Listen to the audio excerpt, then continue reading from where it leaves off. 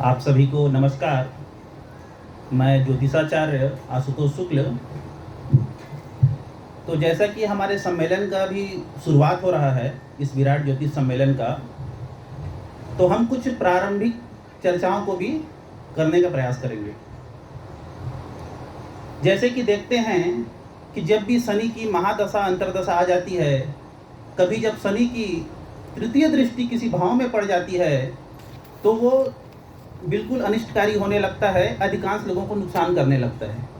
बहुत ही विरले ऐसे मिलते हैं जिनको शनि की दृष्टि, तीसरी दृष्टि फायदा करती हो।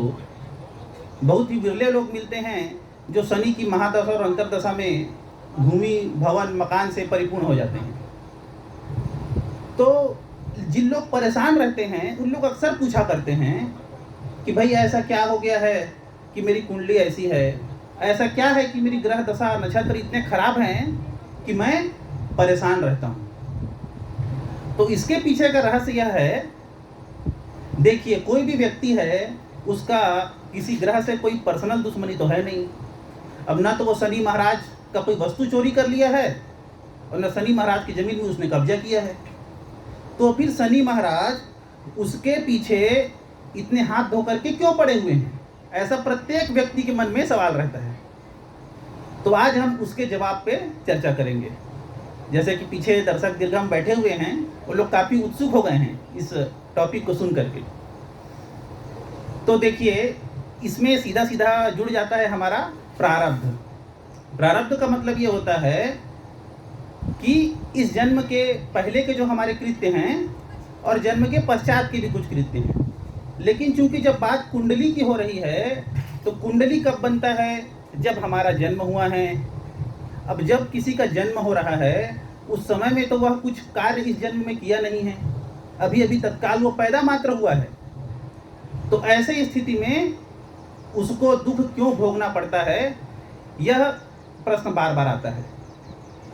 तो देखिए आपका इस जन्म का भले ही कोई कर्म ना हो, लेकिन जो आपके पिछले जन्म के कर्म हैं, चाहे वह अच्छे हों चाहे वह खराब हों, आपने जो पुण्य किए हैं और पाप किए हैं, जो भी संग्रहित कर्म हैं, जैसे कि भगवान कृष्ण ने भी कहा है, अवश्यमेव भोक्तव्यम कृत कर्म शुभाशुभम। मतलब कि आप लोगों के द्वारा जो भी शुभ एवं अशुभ कृत्य किए गए हैं वह आप लोगों को निश्चित तौर पर भोगना ही पड़ेगा। तो भाई ये जो ग्रह हैं उस पर्टिकुलर पोजीशन में बैठे हुए थे तभी आपका जन्म हुआ। उसका कारण यह है कि आपने जितना अच्छा कर्म किया था उस हिसाब से कुछ अच्छे ग्रहों के कॉम्बिनेशन में आपका जन्म हुआ, और कुछ जो आपके पाप कर्म थे जो आपको भोगना था उसके कारण कुछ अशुभ ग्रह दशा आपको झेलनी पड़ी। तो अब बात आता है तो इसका उपाय क्या है। तो देखिए कोई भी व्यक्ति अगर हमसे नाराज है, चाहे हमारा भाई हो, मित्र हो, पिताजी हो, रिश्तेदार हो, कोई भी हो, अगर वह नाराज है, ऑटोमेटिक तो नाराज होता नहीं है, हमारा कुछ ना कुछ कर्म ऐसा रहता है जिससे वह नाराज होता है। कुछ अपवाद स्वरूप छोड़ दिया जाए, जब किसी को जलन आदि है वो दूसरा विषय है, लेकिन जो अपने लोग होते हैं वह किसी न किसी प्रकार का जो आपका कर्म होता है उसी से कहीं ना कहीं क्षुब्ध हो जाते हैं, दुखी हो जाते हैं, इस तरह से नाराज होते हैं, और प्रताड़ित तो नहीं कह सकते लेकिन परेशान, मन मुटाव ये स्थिति बनती है। तो उसी तरह से आप देखिए जो आपका पिछले जन्म का जो कर्म है उस आधार पे ग्रह जो आपसे नाराज है अर्थात कोई पर्सनल दुश्मनी नहीं है, लेकिन उस आपके कर्म को भोगवाने के लिए उस दशा में वो बैठे हुए हैं। तो जिस तरह से आप किसी अपने व्यक्ति को मनाने के लिए क्या करते हैं, उसको जो चीज़ अच्छा है वैसा कुछ करने का प्रयास करते हैं, उसको हाथ पर जोड़ने का प्रयास करते हैं, उसको कुछ पसंद की चीज़ें गिफ्ट करने का प्रयास करते हैं। ठीक उसी तरह से यह जो ग्रह हैं उसको उनके पसंद का कार्य, जैसे उनका जो रत्न है, रत्न को धारण करते हैं, उनसे भी उससे भी वो प्रसन्न होते हैं। ग्रहों की जो जड़ी हैं, आजकल रत्न बड़ा ओरिजिनल मिलना थोड़ा आसान नहीं रह गया है, इसीलिए अब जड़ी पे ज़्यादा जोर दिया जाने लगा है, और मैं भी ग्रहों की जड़ी पे ज़्यादा जोर देता हूँ। तो उन जड़ी को पहनने से भी वे ग्रह जो हैं प्रसन्न होते हैं। कुछ यंत्र भी हैं जो कि ग्रहों को प्रसन्न करते हैं। इसके अलावा जैसे हमारी आदरणीय दीदी बता रही थी कि बहुत सारे देवी देवताओं का अलग अलग ग्रहों के हिसाब से जो पूजा पाठ है उसको करने से भी ग्रह प्रसन्न होते हैं। बहुत सारे कुछ जप अनुष्ठान हैं, उन ग्रहों का जप है वो भी करने से ग्रह प्रसन्न होते हैं।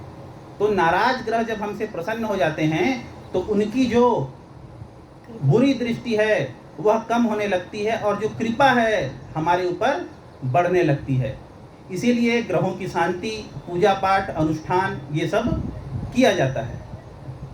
इससे क्या होता है, हमारे जो पुराने कर्म हैं वो कटते हैं, और अगर पुराने कर्म नहीं कटेंगे तो हमको उसको दुखों के रूप में भोगना पड़ेगा, जो भी हमारे पाप कृत्य हैं। और जब तक हम उसको दुखों के रूप में नहीं भोग लेंगे हम परेशान रहेंगे। तो इसका उपाय क्या है भैया, कब तक भोगेंगे, कैसे किया जाए? तो इसका यही उपाय है, पूजा पाठ, अनुष्ठान, दान, सभी धर्मार्थ कृत्य जो हैं उन पुराने कर्मों को काटते हैं। अब सवाल ये उठता है, कुछ लोग सोचते हैं कि भाई मैं एक बार कोई जप करा लिया या कोई अनुष्ठान करा लिया तो क्यों नहीं मेरे सारे दुख, मेरे सारे कष्ट समाप्त हो जा रहे हैं। तो इसमें जैसे कि आप लोग अभी सुन रहे हैं, कॉन्सेप्ट को समझ गए हैं कि जो पुराने बुरे अशुभ कृत्य हैं उनके फल स्वरूप आपको दुख कष्ट मिल रहा है। तो जो आप पूजा पाठ कराते हैं, जो अनुष्ठान दान करते हैं, जड़ी रत्न आदि धारण करते हैं, उससे कुछ अंश तक पाप कृत्य कटते हैं और आपके दुख में कमी आती है। लेकिन आपका कितना पाप कर्म संग्रहित है इसके विषय में जानकारी नहीं है। यदि हम इसको गणित के भाषा में देखें, अगर आप किसी से बहुत छोटा अमाउंट 100 रुपये उधारी ले लिए, कभी आपके पास चिल्लर नहीं था और आपने अपने मित्र से 100 रुपये ले लिया। अब मित्र से मिलना नहीं हुआ, समय बीतते गया, आप भूल गए कि आपने 100 रुपये लिया है। उस मित्र से 5 साल बाद दोबारा मुलाकात हुआ, उसके पास चिल्लर नहीं था, इस बार आपने उसको 50 रुपये दे दिया।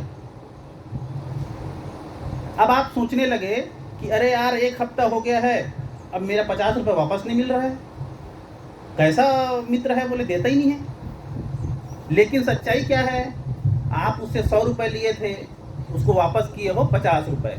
50 रुपये अभी भी आप उधारी लग रहे हो उसका। जब आप 50 रुपये और वापस कर दोगे, उसके बाद अगर आप 1 रुपये भी देते हो तो उसका आपको फल मिलेगा, मतलब वो आपको वापस मिलेगा। ठीक उसी तरह से ये जो पूजा पाठ जप अनुष्ठान हैं, जब आपके पुराने कर्म पूरी तरह से समाप्त हो जाएंगे, उसके बाद अगर आप एक बार भी भगवान का नाम ले लेते हैं तो भगवान साक्षात प्रकट हो जाएंगे, बोलेंगे बताओ बस तुमको क्या चाहिए। लेकिन जब तक आपके पुराने पाप कर्म बैलेंस नहीं हुए हैं तो आपका इस जन्म का सभी पूजा पाठ, दान, धर्म, अनुष्ठान उस कर्म को बैलेंस करने में लगा हुआ है।